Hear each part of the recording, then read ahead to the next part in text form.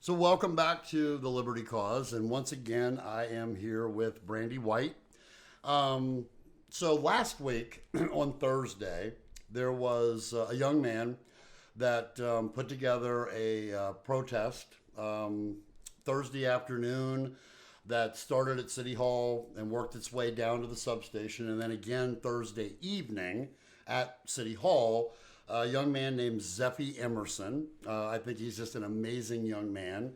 And how did you get in touch with him? How did you guys get together? So I saw his original flyer going around Facebook saying he wanted to protest at City Hall Thursday at noon. Talked about, please wear a mask and absolutely no violence. But that's about all it said. So obviously, before I'm going to support something, I need to understand what it is and see if it's something that I'm willing to support and put my name on. So in conversation with my daughter and her friend, I was like, yeah, I wish I knew how to get a hold of this person because I don't have Instagram, and this originated on Instagram and somehow made its way to Facebook. So in conversation, my daughter's like, oh, well, I know him. Like, I know who he is. And I said, well, if you can get in contact with him and just let him know that, I've been involved with the city government for about 5 years now, trying to kind of clean it up and bring some accountability here. And I'd love to hear his ideas and whatnot. And if I support what his goal is, then hey, I would have no problem sharing the information and getting people to come out and participate in his protest. So what did you think about Thursday? I think it went really well. We had sat previous to that for, several hours over some appetizers. And then again, I met his mom and dad and we worked on some posters and whatnot. And the fact, obviously one of my first questions was, after the protest, then what? Right? Because with me, it's like the protest resolves one thing and maybe for that day, but it doesn't do a whole lot of good for change in general. And he wanted to know. That was precisely part of his protest is, he wanted to bring awareness and accountability, but he wanted to learn how as well because he didn't know. He is young. Well, and at the Thursday evening one, I actually had the opportunity to go one-on-one with Zeffie for a few minutes, and I asked him, why he decided to do this, and how he felt it went. And, finally I asked him, are you going to stay involved after today? Absolutely. And here's what he had to say about that. I saw the attention going around America. I saw everybody protesting. I saw the riots. Riots I do not condone in any way, but I wanted to bring the right attention at the right time and get the right ideas out there. So I wanted to not only protest, but at the same time get ideas, get people talking, express ideas, get people's different opinions, and then, focus on the local level at the same time too, so, start change at the local level. Oh, great. Oh, man. Lovely. It was amazing. I was not expecting that many people. I was not expecting that much passion, it was really passionate today, everybody expressing their ideas, talking together, and everything was just amazing. The mayor gave me her card, her number, her information, so did the sheriff. I want to have, meetings, maybe monthly, maybe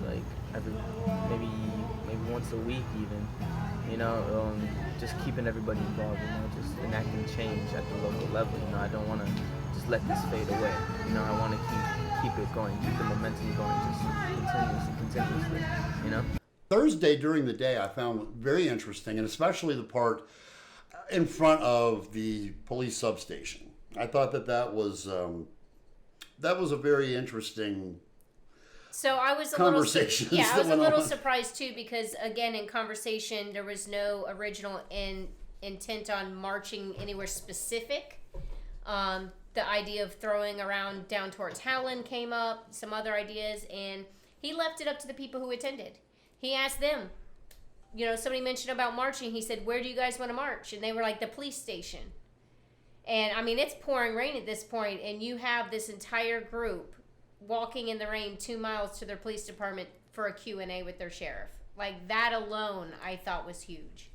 So what was your opinion of the Q&A? Because I'm going to tell you right up front. So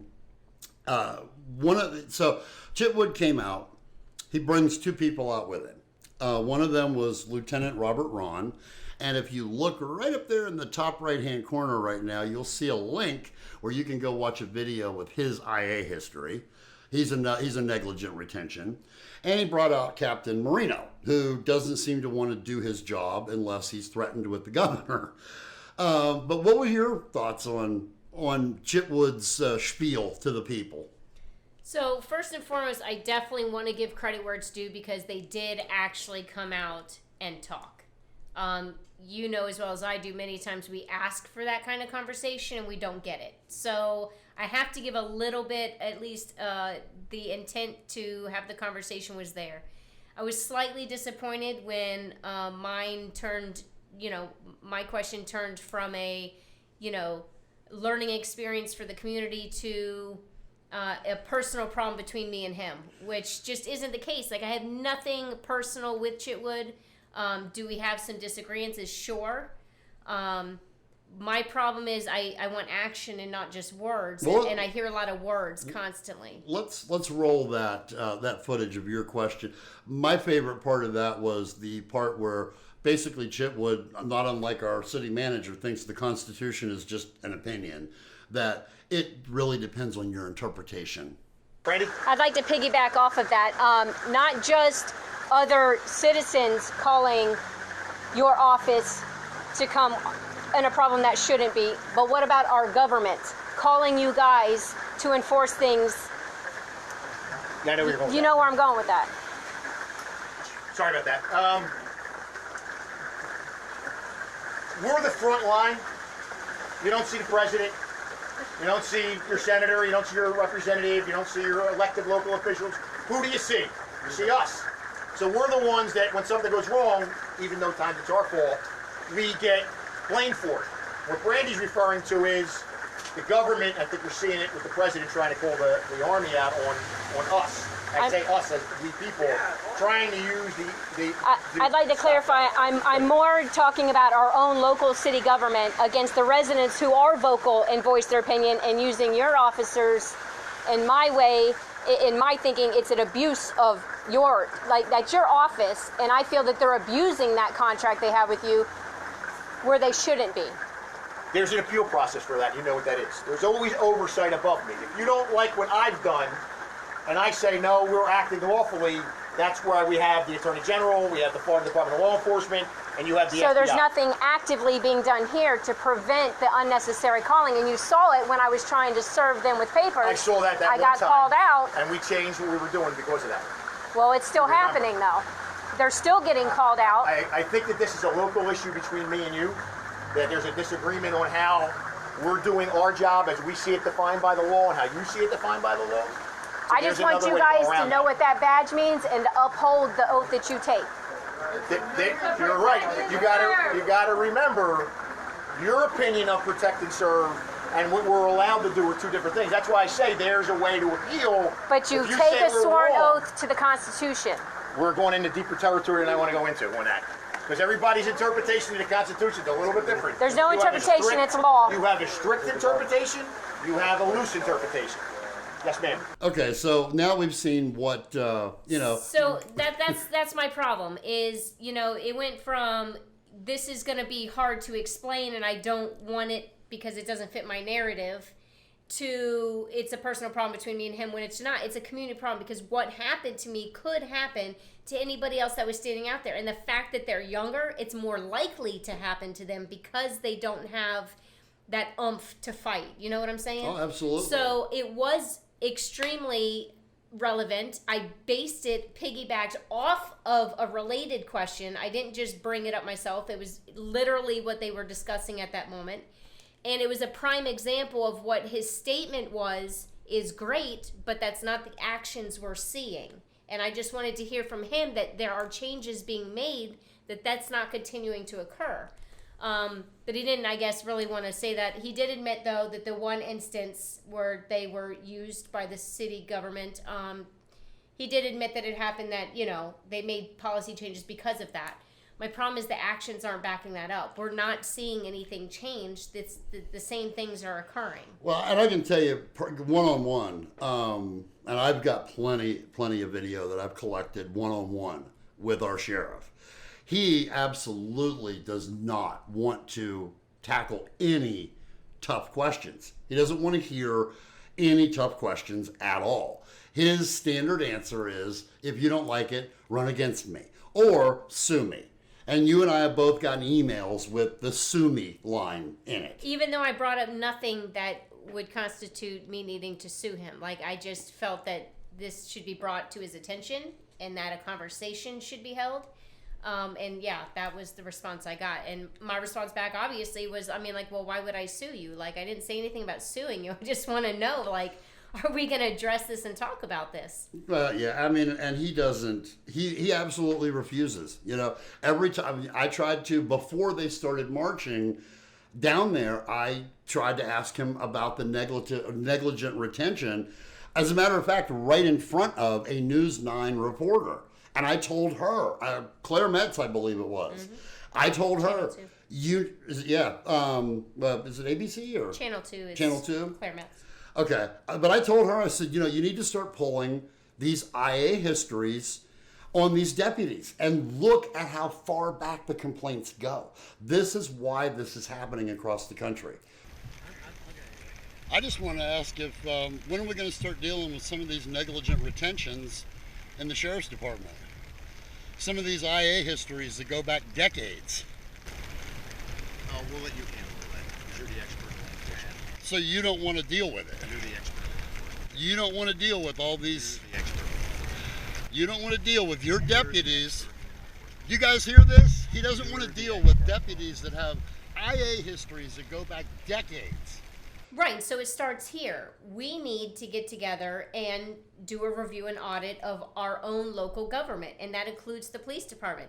It's great that he says when he first got here, he made all these changes and how they are held to this high standard.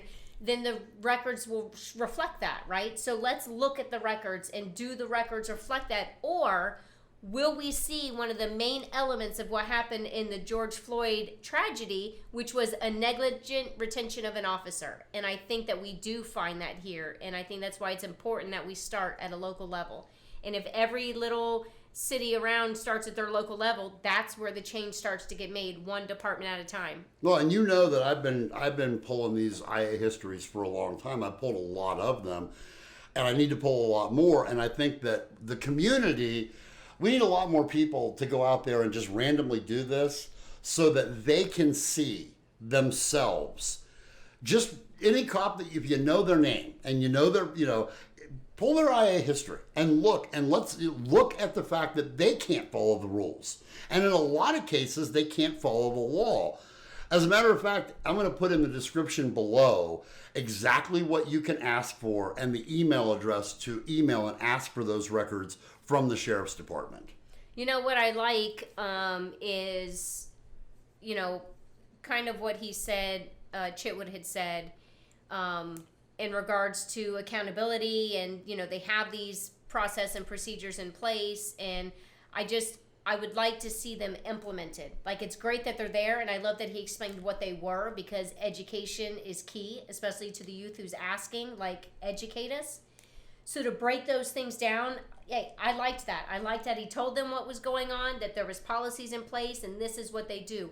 But now these people have to come together, stay focused, and see if these policies and procedures that are in place are being implemented, because they're Which not. You and I both know they're not. Right. So, it sounds great, but is it being implemented? They can't even follow a simple policy of give me your name and an ID, not without getting people, getting the higher ups involved. And we're talking about a lieutenant that knows better, that refused to ID to both of us when they would not let us into a commission meeting.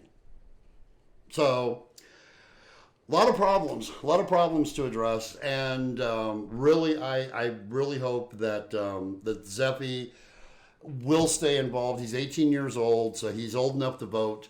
Let's hope that he'll get out there with his peer group and keep these people involved. Well, this is one that I'm personally passionate about, and so I have no problem stepping forward and maybe taking this aspect moving forward.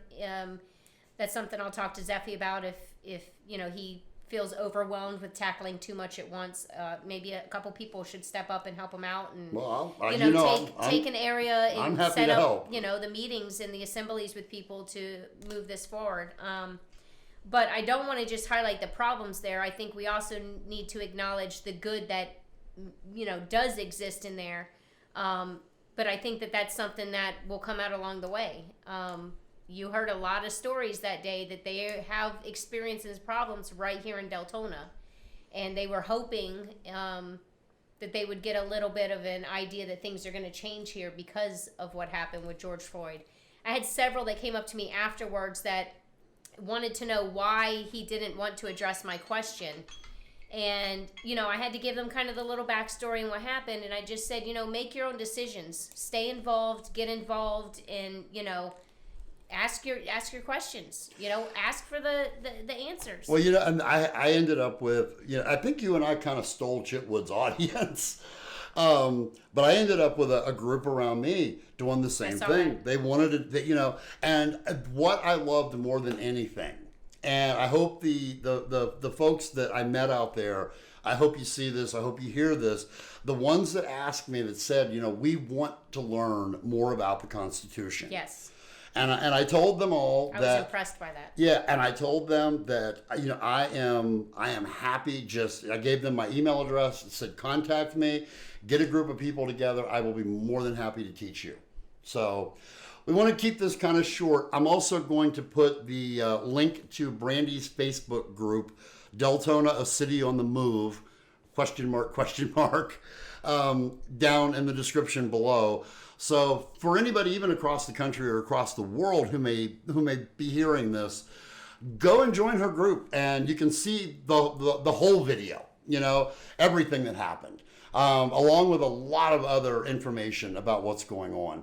And again, it's one city at a time. We start at the local level. We take back the cities. We take back the counties. Then we can take back the state, and then we can get the federal government out of our state. That's the way it works. Well, I appreciate you inviting me over for another conversation, and I look forward to the next one. All right. Thank you guys so much. Please like, share, and subscribe, and definitely go and join Brandy's group. Thank you.